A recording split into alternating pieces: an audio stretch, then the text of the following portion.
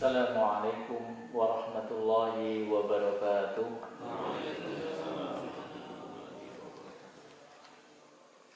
Alhamdulillah alladzi khalaqal mauta wal hayata liyabluwakum ayyukum ahsanu amala. Wa sallallahu ala nabiyyina Muhammadin al-Mustafa Muhammadin sallallahu alaihi wa alihi wa sallam. Ya ayyuhalladzina amanu taqullaha haqqa tuqatih wa la tamutunna illa wa antum muslimun. Wa nashhadu an la ilaha illallah wahdahu la syarika lah. Wa nashhadu anna Muhammadan abduhu wa rasuluhu la nabiyya wa la rasulahu ba'dah. Wa sallallahu ala nabiyyina Mustafa Muhammadin sallallahu alaihi wa alihi wa ashabihi wa man tabi'ahum bi ihsanin ila yaumil qiyamah, amma ba'du. Faqala ta'ala wa likulli ummatin ajal idza jaa ajaluha la yastakhiruna sa'atan wa la yastaqdimun. Kita memuji dan bersyukur kepada Allah atas kesempatan nikmat yang masih Allah izinkan melekat di dalam diri kita, sehingga Allah memudahkan langkah kaki kita menuju ketaatan. Semoga nikmat yang agung ini Allah tetap letakkan di dalam diri kita sampai ajal menjemput kita. Salawat serta salam terlimpah tercurah kepada Nabiullah Muhammad sallallahu alaihi wasallam. Kita sangat mencintai Rasulullah lebih dari cinta kita kepada diri kita sendiri, lebih dari cinta kita kepada keluarga kita. Ini merupakan syarat sempurnanya keimanan dan syarat untuk mendapatkan manisnya iman. Semoga Allah kumpulkan kita bersama beliau nanti di yaumil qiyamah dalam mendapatkan syafaatul uzma. Insyaallah dalam pertemuan kali ini, kajian tubuh mengaji 17 Muharram 1442 Hijriah, kita akan membahas hal-hal seputar jenazah dan hal-hal yang menghantarkan manusia menuju jenazah. Allah berfirman di dalam surat Al-A'raf ayat 34, wa likulli ummatin ajal, dan setiap umat telah ditetapkan ajalnya.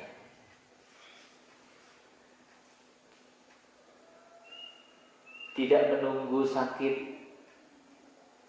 tidak menunggu tua, tidak harus mengalami hal-hal yang bersifat musibah.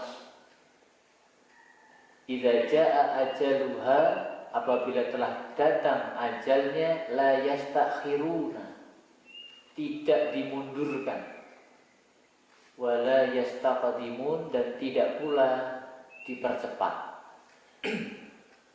Settingannya sudah pas, tidak maju, tidak mundur, tidak kecepatan, tidak terlambat. Apapun kondisinya, entah masih bayi, anak-anak, remaja, dewasa, apalagi tua, gariskan pada tua. Itulah ajal jemaah sekalian. Dan ajal ini meliputi segala sesuatu, baik yang terkait dengan ajal makhluk hidup ataupun ajal benda-benda. HP ini ada ajalnya juga. Semuanya ada ajalnya.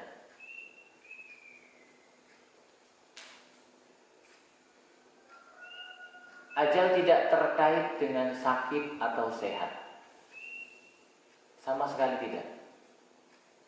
Kalau ada perspektif kita menjaga kesehatan untuk memperpanjang umur, itu keliru, tidak tepat. Kemudian jangan pula ketika kita menengok orang sakit langsung kita takut-takuti dengan ajal. Banyak kemarin yang kami jenguk sakitnya seperti bapak, nggak lama kemudian, nah, misalnya begitu. Tidak boleh, tetap harus optimis. Begitu pula ajal tidak terkait dengan vonis dokter. Terkadang dokter memvonis usia seseorang yang menjadi pasiennya, dokternya meninggal duluan. Yang divonis malah sembuh. Itulah ajal. Ajal tidak boleh ditunggu. Buat apa menunggu-nunggu ajal? Kemudian enggan melakukan hal-hal yang produktif karena merasa ajalnya sudah dekat. Maka lakukan hal-hal yang bermanfaat untuk menghadapi masa hidup baru. Jadi ketika sudah menjadi jenazah itu bentuk dari kontraksi kehamilan kehidupan untuk lahir di dalam periode kehidupan berikutnya. Ketika bayi lahir di dunia itu kontraksi dari alam rahim menuju dunia. Begitu pula syakaratul maut itu merupakan kontraksi bahwa dia akan lahir kembali menuju kehidupan yang lain, tapi tetap hidup. Tetap hidup. Masya Allah. Kita ini manusia akan tetap hidup, tapi model kehidupannya yang berbeda. Kehidupan dengan penuh kesadaran, bahkan semakin lebih sempurna kesadarannya. Jadi jangan kita punya pemikiran bahwa kita sudah tua, selesai hidup kita. Itu selesai tahapan yang kedua. Alam ruh, alam dunia, alam barzah. Kita akan masuk ke tahapan terus berikutnya, nggak pernah berhenti. Masa kita di dunia inilah masa penentu. Apakah kita akan menjadi orang-orang yang berbahagia atau celaka nanti dalam kehidupan yang berikutnya. Al-umur, ajal tadi itu. Kemudian yang kedua umur. Umur ini artinya bukan usia, tapi entah kenapa ketika bergeser jadi usia, kalau bahasa Sansekertanya yaswo, yaswoni pun pinten, hampir mirip usia.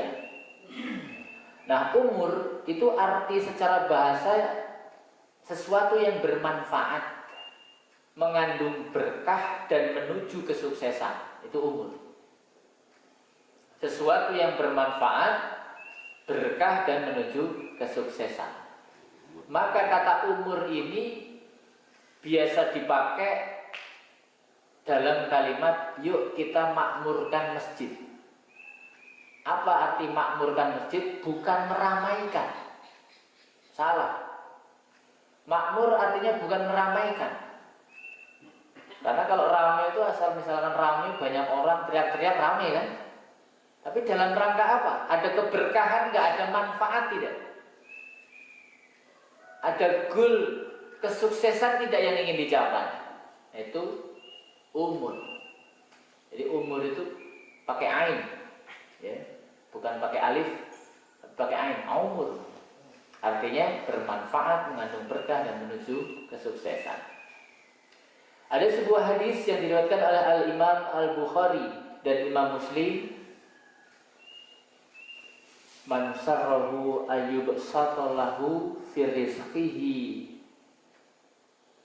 ayyun sa'alahu fi asarihi falyasil rahimah. Siapa yang suka dilapangkan rizkinya, ayyub satalahu fi rizqihi, ya, dilapangkan di dalam rizkinya, dilapangkan, dimudahkan oleh Allah rizkinya. Wa ayyun sa'alahu fi asarihi, dan akan dipanjangkan usianya. Asarihi ini artinya malah bekas, ya. Ini maka berbeda ulama antara panjang umur dengan panjang keberkahannya. Panjang keberkahannya. Kalau Buya Hamka menjelaskan panjang keberkahannya. Meskipun usianya pendek, tapi berkah umurnya karena apa? Banyak asar-asar yang ditinggalkan, tanda-tanda, bekas-bekas yang ditinggalkan itu masih bermanfaat. Orangnya sudah tidak ada, tetapi bekasnya masih dinikmati oleh manusia. Yang dimaksud oleh Buya Hamka adalah amal-amal solih dari kalangan wakaf, amal jariah, terus mengalir. Apa yang harus dilakukan? Falyasil rahimah. Falyasil rahimah. Maka sambunglah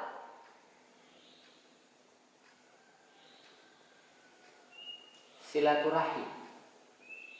Ya, falyasil rahimah. Menyambung. Menyambung ini berarti pernah putus. Pernah putus, kemudian dia sambung.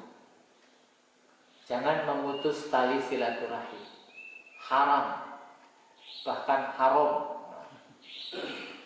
Dosa besar memutus silaturahim. Yang ada kaitannya dengan rahim, masih saudara. Cekcok yang menyebabkan bertengkar, tidak seteguran, bermusuhan dengan saudara, maka itu dosa besar. Kemudian dalam kitab Adabul Mufrad karya Imam Bukhari, ya, di hadis nomor 58, manittaqa rabbahu, siapa yang bertakwa kepada Rabbnya, wa wasala rahimahu, kemudian dia menyambung silaturahim,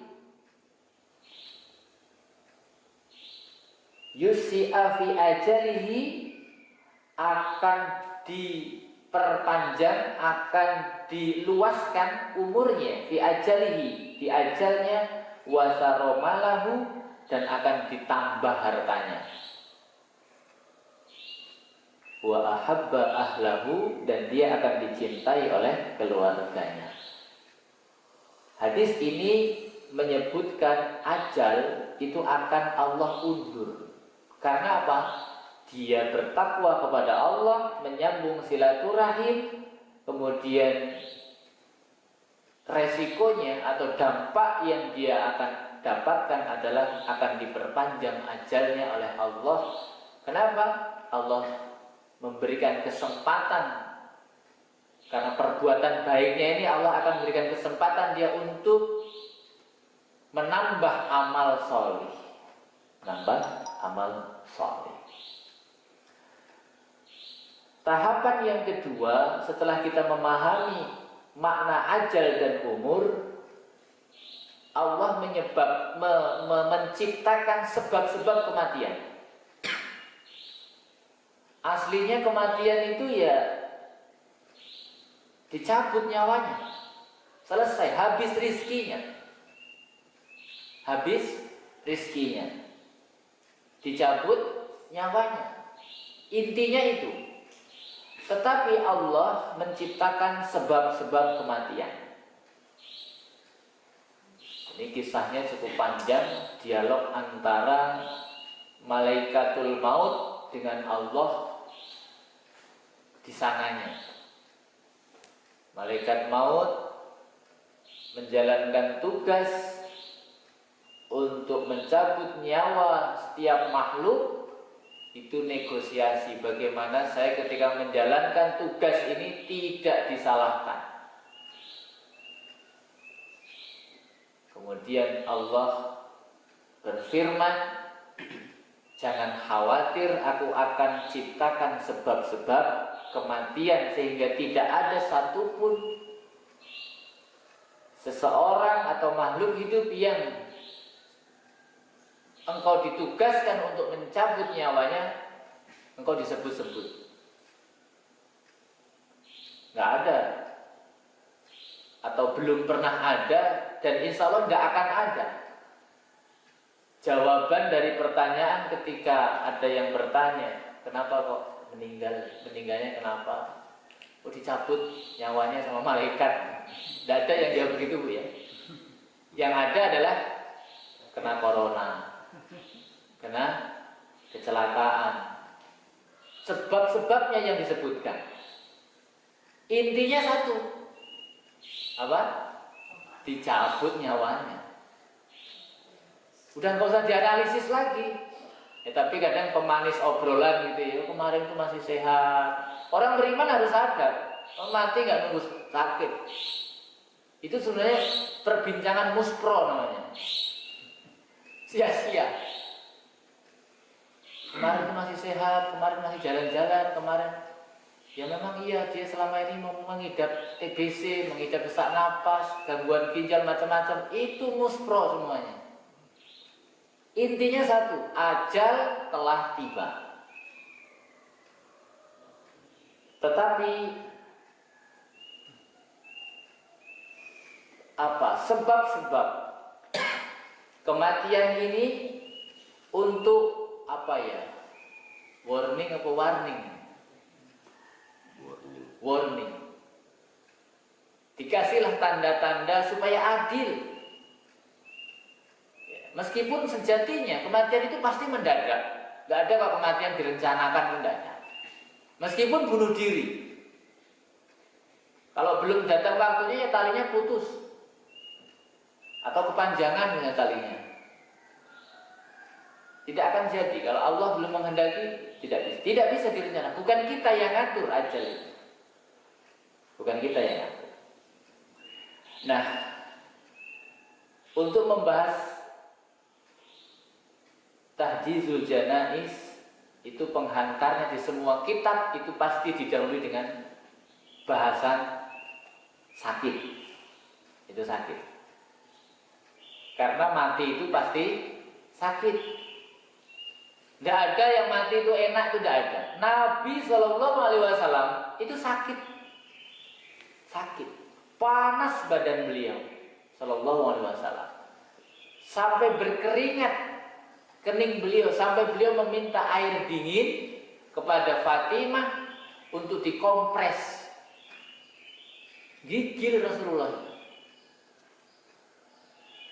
Kalau kita kelihatannya aja ya, kemarin tuh alhamdulillah meninggalnya tuh enak gitu. Yang lihat enak, yang rasain bro,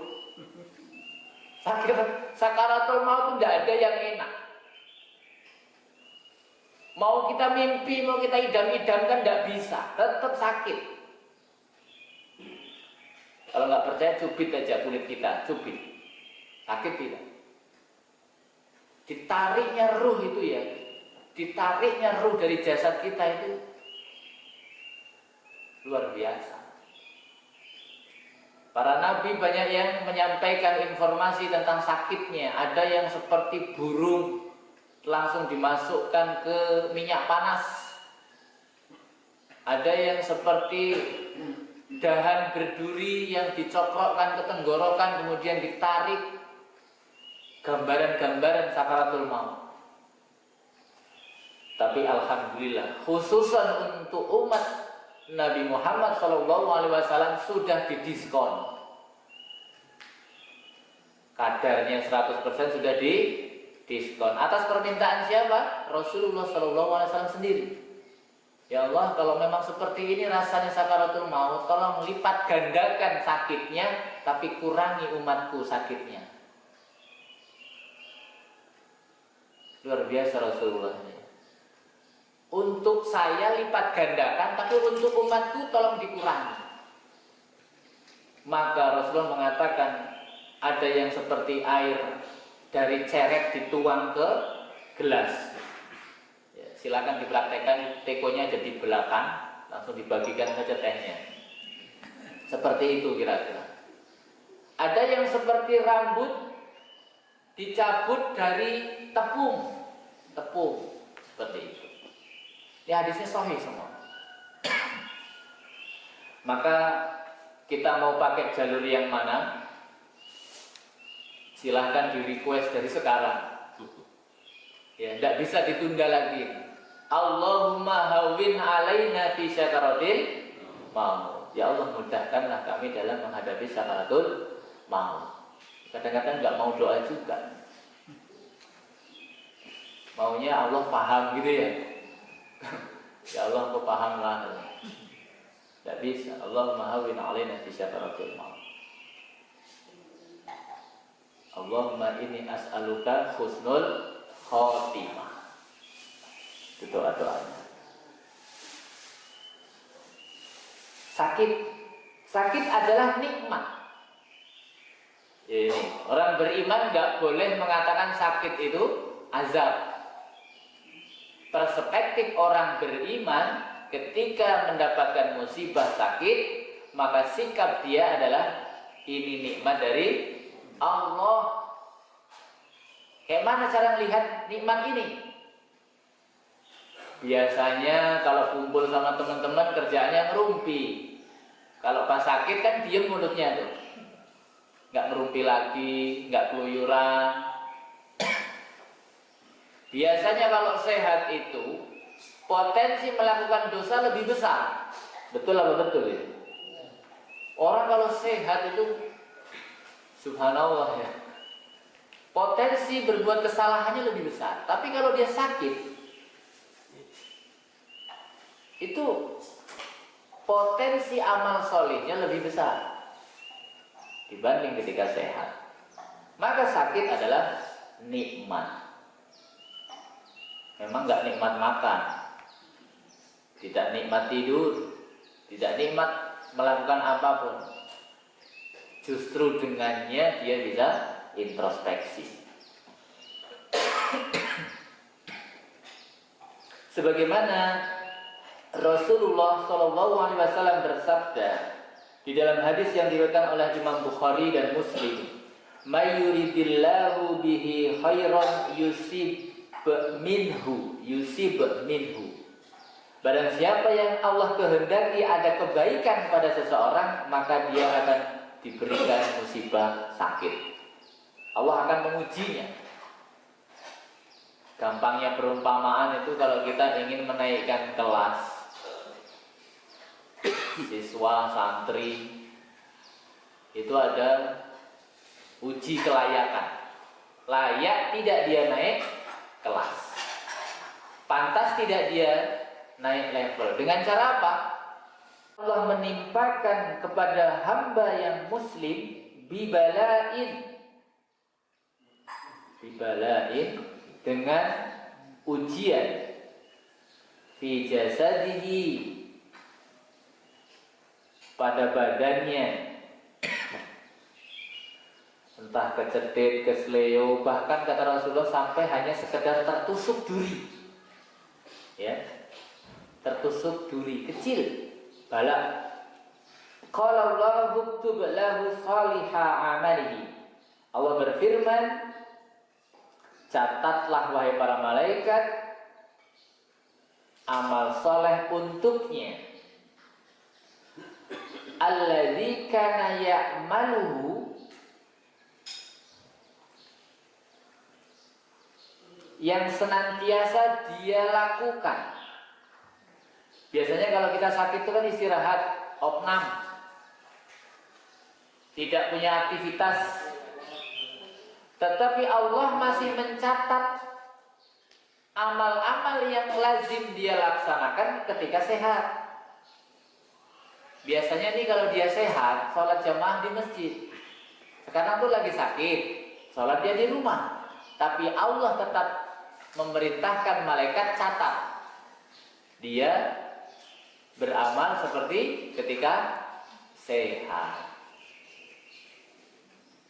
Dalam riwayat yang lain, ketika safar, Biasanya orang itu tidak melakukan rutinitasnya karena dia safar, melakukan perjalanan. Nah, amal apa yang lazim dia laksanakan di kala mukim, maka Allah akan tetap mencatatnya. Itu dalam riwayat lain. Fa in safahu, apabila Allah menyembuhkannya dari bala tadi, dari sakitnya kemudian sembuh, ya, fa in safahu ghasalahu, maka dengannya Allah akan membersihkan kesalahan-kesalahannya. Ghasalahu itu iksin, membasuh. Ghasala wa tahharuhu, dan akan mensucikannya. Maka jemaah sekalian, kalau kita mengidap atau menerima musibah sakit, yang kita pikirkan jangan Allah ini mengazab saya, Allah menghukum saya, tetapi kita husnuzon kepada Allah, berbaik sangka bahwa Allah sedang ghasala wa tahharahu, sedang membasuh dan mensucikan kesalahan-kesalahan kita. Bahkan dalam riwayat yang lain, jikalau seorang muslim mengalami kesedihan, maka dengannya Allah mengampuni dosa-dosa dia. Kok ada orang muslim sedang sedih, itu berarti Allah sedang mengampuni dosa dia. Kok sedihnya semakin banyak dan menjadi-jadi, itu berarti memang dosanya banyak dan Allah sedang membersihkannya. Maka ucapan ketika kita membasuh orang sakit diantaranya adalah la ba'sa tuhurun insya Allah. Ini dihafalkan. La ba'sa, tidak masalah. La ba'sa itu sakit itu tidak masalah, nggak apa-apa. La ba'sa tuhurun, insya Allah akan membersihkan. Tuhurun insya Allah, membersihkan apa? Kesalahan-kesalahan kita. Meskipun dalam sebuah riwayat ini khusus untuk penyakit demam, ya, demam, panas, ya, badan panas tinggi, nah itu tuhurun insya Allah akan menjadi pembersih. Wa in apa ini? Qobadahu, dan apabila Allah mencabut nyawanya, ghafara lahu wa rahimahu, Allah ampuni dan merahmati dia. Hadis sahih riwayat Imam Ahmad di dalam Sahihul Jami'. Masya Allah, berarti sakit ini akan menghantarkan kepada ampunan Allah. Tapi kalau dia sudah keburu datang ajal, sakit tidak bisa membersihkan kesalahan-kesalahannya, maka ketika ajal itu akan agak ditambah kesakitannya untuk menghapus dosa dan kesalahannya. Jadi kalau ada orang ajalnya itu kelihatannya itu cengep-cengep gitu ya, itu dalam rangka Allah mengampuni dia. Cengep-cengep, kejet-kejet gitu ya. Bahkan dalam riwayat itu yang mencabut nyawa itu bukan cuma satu malaikat jemaah sekalian, tapi malaikat maut itu dalam bekerja itu berjamaah. Ada yang memegang kaki, ada yang memegang tangan, ada yang memegang kepala. Jadi banyak ternyata. Kata Rasulullah, seandainya tidak dipegang calon jenazah ini oleh para malaikat, maka dia akan kabur lari ke hutan-hutan, ke sungai-sungai, lari menghindari malaikat maut. Tapi tidak bisa dihindari. Kabur dia, menghindar dari kematian. Jadi sakitnya sekarat mati ini dalam rangka Allah mengampuni kesalahan-kesalahan juga. Kemudian apabila sampai dicabut nyawanya kok masih membawa dosa, maka di alam barzah dia akan diberikan sakit juga oleh Allah. Orang yang suka menceritakan aib orang lain ini nanti akan diopnam di alam barzah, akan diperlakukan oleh malaikat sedemikian rupa. Orang yang istinjaknya tidak bersih itu penyakit di alam barzah.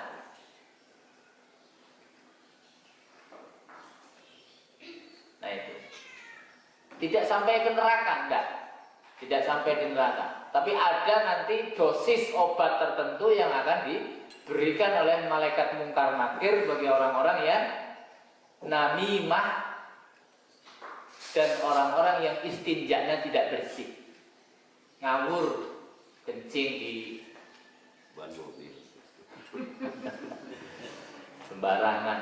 Maka istinjaknya harus bersih supaya tidak mendapatkan obat ini bahasanya siksa. Kemudian dari sahabat Abu Musa al-As'ari menceritakan, sami'tu Rasulullah sallallahu alaihi wasallam, aku mendengar. Dan kata Abu Musa, sering mendengarnya itu, sering, bukan cuma sekali. Aku sering mendengarkan Rasulullah bersabda, idza kana al-'abdu ya'malu 'amalan sholihan, apabila seorang hamba dia beramal dengan amal sholih, fasyaghalahu 'anhu maradun, kemudian dia tidak bisa melaksanakan dia ketika sakit, au safarun, yang tadi ya, atau ketika dia dalam keadaan safar, kutiba lahu kasolihin, maka tetap dicatat baginya sebagaimana dia tetap beramal, maka ya'mal wa huwa shahihun muqim, yakni ketika dia beramal tatkala sehat dan muqim. Ini enaknya orang yang punya habit, kebiasaan, betul ya? Kebiasaan amal solih, kemudian terhalang dia untuk melaksanakan amal solih tersebut karena dia sakit atau ketika safar, Allah tetap catat, ya, tetap catat amal-amal yang memang lazim dia laksanakan. Terakhir, orang yang sakit diminta untuk bersabar. Sabar ini senjata, apa sih kalau dalam istilah apa itu? Kartu yang bisa kemana-mana itu. Joker ya. Ini minjem kalimat aja ya. Fleksibel. Sabar ini obat yang bisa digunakan untuk kemana-mana. Sabar. Dikala sehat, sabar. Dikala sakit, sabar. Maka aneh nih sabar ini. Ada juga ya obat itu di dalam ingredientnya itu. Ada tulisan bisa meningkatkan darah rendah menjadi agak tinggi, kalau darah tinggi menurunkan agak rendah. Jadi kok bisa itu? Obat ini bisa meningkatkan sekaligus menurunkan tergantung sakitnya. Nah, inilah sabar. Punya fleksibilitas yang tinggi.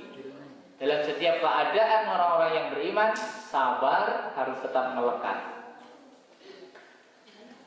Sebagaimana ya sudah dibacakan hadisnya tadi. Kemudian membesuk orang sakit. Jadi ini kita akan membahas hukum jenazah, tapi dimulai dari adab terhadap orang sakit. Pertama tadi membahas tentang sakit itu apa, kemudian adab terhadap orang sakit. Itu Sakit ini luar biasa. Ya. Dan qadarullah, memang ada sahabat-sahabat kita yang memang sedang Allah berikan musibah sakit, semoga Allah segera angkat musibahnya, segera Allah berikan kesembuhan. Kalau berdoa supaya Allah segera memberikan kesembuhan itu boleh. Ya, tapi tetap melakukan jalur-jalur yang syar'i, hisiyah. Jadi bedanya air dukun dengan obat farmasi itu di hisiyah dan ghairu hisiyah. Kita bukan percaya kepada obatnya, tapi Rasulullah mengatakan laisad dawa wal Allah menurunkan sakit pasti menurunkan obatnya, sahabat dalilnya. Itu. Fi kulli da'in dawaun, di dalam setiap penyakit itu ada obatnya. Kita cari, disuruh berikhtiar, ya, berikhtiar. Jadi boleh berobat atau melakukan tindakan preventif pencegahan, minum madu, ya, minum madu, hijamah, itu adalah tindakan preventif. Atau fasdu, itu obat-obat gaya tradisional dalam mencegah. Juga ada yang olahraga. Nah, maka menjadi sunnah pola hidup sehat menjadi perintah Allah agar apa? Bukan ingin mencegah ajal, tapi agar amalan kita sempurna. Kita minta kepada Allah anugerahkan kepada kita kesehatan untuk sempurnanya ibadah kita. Itu saja yang kita bisa bahas pada kesempatan kali ini. Insya Allah ini ada part 1, part 2 dan seterusnya, ya, sampai nanti kita praktek bagaimana mentalqin.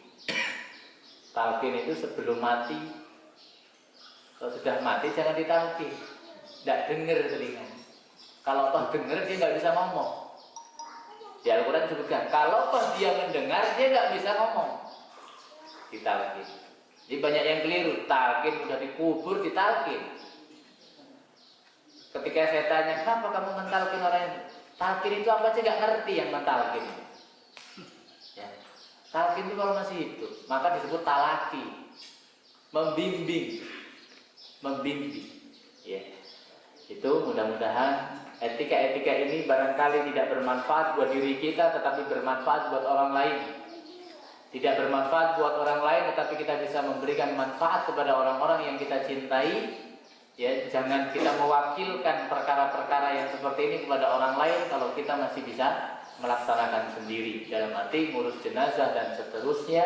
Semoga Allah mudahkan kita dalam memahami ilmu-ilmu agama.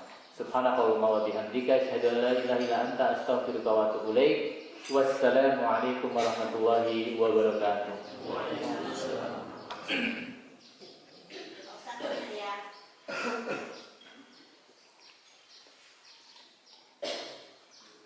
Silakan Bu.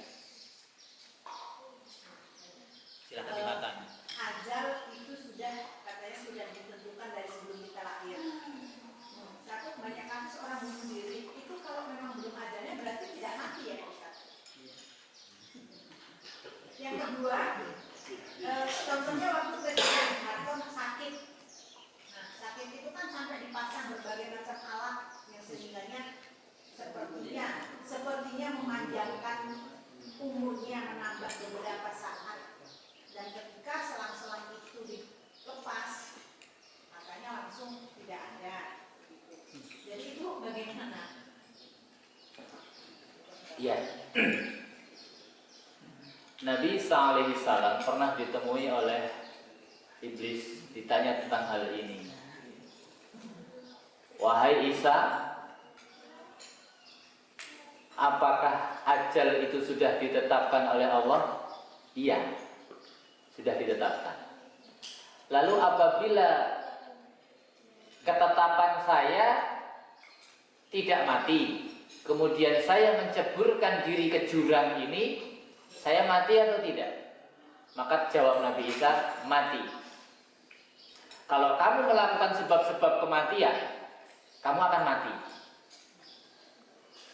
Seandainya ajalku itu tidak mati, ya, saya ulang, ketika saya menceburkan diri ke jurang ini, maka jawab Nabi Isa, tetap mati.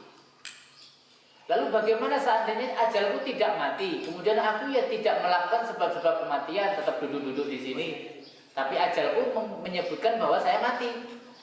Maka Nabi Isa menjawab, kamu akan mati. Meskipun kamu duduk sehat, tidak menempuh jalur sebab yang menyebabkan kematian, kamu akan tetap mati. Kenapa? Karena ajalmu sudah tiba. Kemudian, lalu bagaimana saya memahaminya? Nabi Isa alaihissalam mengatakan, wahai laknatullah, ya al-mal'un, orang yang dilaknat, karena itu nyamar itu ceritanya iblis. Wahai mal'un, wahai orang yang dilaknat, kamu jangan memuji Allah. Allah lah yang akan memuji kamu. Ini kan memuji Allah.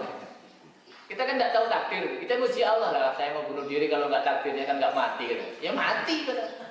Allah kok diuji-uji. Makanya kamu jangan memuji Allah. Kamu lah yang akan diuji oleh Allah. Ini luar biasa. Nabi Isa dalam menjalankan. Ini ada dalam kitab apa ya lupa. Kemudian melakukan hal-hal yang bersifat hisiah, masuk akal, logis terukur, ini memang diperintahkan. Menjauhlah kalian dari penyakit taun seperti menjauh dari singa atau harimau, binatang buas, menjauhlah. Seperti sahabat Umar ketika dinasihati oleh sahabat Ubaidah bin Jarrah, kenapa engkau lari dari takdir, menghindar dari takdir? Maka sahabat Umar menjawab, ketika itu beliau ingin memasuki daerah Syam, sedangkan Syam itu masih terkena wabah Taun. Maka sahabat Umar menjawab, aku menghindar dari takdir menuju kepada takdir. Itu ya. Terakhir, kata Al-Imam Ibnul Qayyim Al-Jauziyah, doa bisa merubah takdir. Takdir itu termasuk ajal. Doa bisa merubah takdir. Misalnya takdir dia umurnya pendek, kemudian dia doa, ya Allah panjangkanlah umurku, maka Allah memanjangkan umurnya 10 tahun menjadi 50 tahun. Dan doa merubah takdir ini juga sudah ditakdirkan. Iya aja. Iya. Jatahnya 40 tahun, kemudian dia berdoa, takdirnya itu dia berdoa, ya Allah panjangkanlah umurku, Allah panjangkan 10 tahun lagi. Itu juga sudah ditakdirkan. Tapi kita nggak tahu panjang umur. Ya nggak tahu, itu dirahasiakan. Kalau tahu, nggak bisa berjalan dunia ini. Wah, saya ini seminggu lagi, gitu. Nggak jadi, dunia ini nggak jalan. Maka dirahasiakan takdir ajal ini supaya manusia itu mencari, menempuh sebab-sebab kemanfaatan. Ya, maka ketika Rasulullah ditanya tentang hal ini, beliau menjawab dengan surat Al-Lail. Wa amma man aqta wattaqa wa saddaqa bil husna fasanuyassirhu lil yusra. Wa amma man bakhila wastaghna wa kadzdzaba bil husna fasanuyassirhu lil usra. Itu jawaban Rasulullah. Lakukan sebab-sebab yang baik. Gitu ya.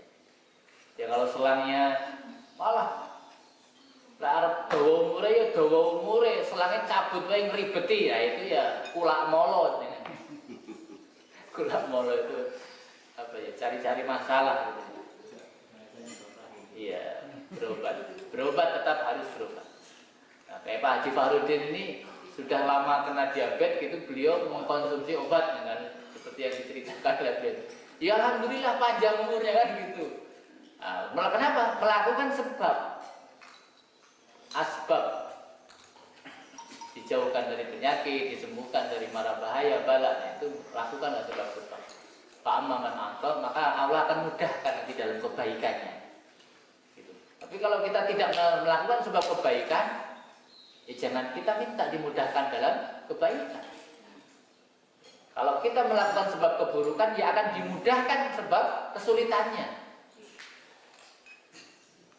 Itu cukup panjang dibahas oleh Al-Imam Ibnul Qayyim dalam kitab Ad-Dawa, Ad-Da'u wad-Dawa. Ad-Da'u wad-Dawa. Judulnya itu penyakit dan obatnya. Itu kitabnya, penyakit dan Ad-Da'u wad-Dawa.